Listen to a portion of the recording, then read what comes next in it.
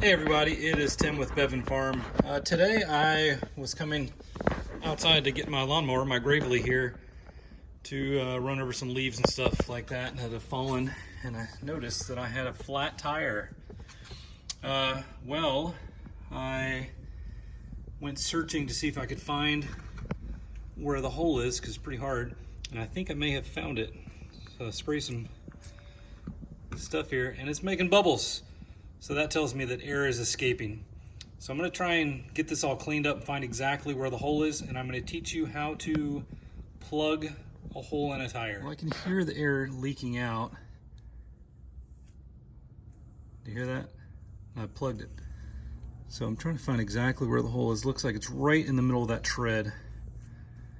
So I'm gonna try and figure out where exactly on that it is and how I can fix this. You hear a sheep in the background. All right, I found the hole, and so what I'm gonna do now is use this tool to go into the hole and just kind of rough it up so that when I install the plug, it has something nice and rough to secure to adhere to.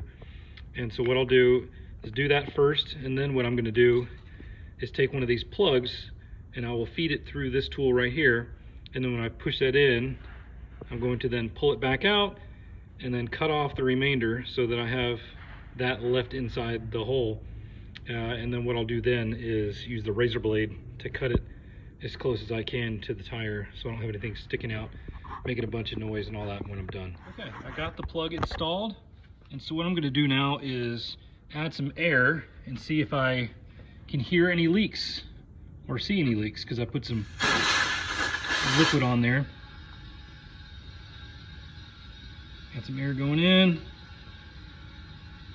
I don't see anything. Let's spray some more liquid on here. I don't see anything.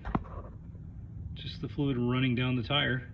No bubbles or anything, so I think we are good. So yeah, that is how you fix a flat tire with a plug. Hope this helped out. You guys have a good one.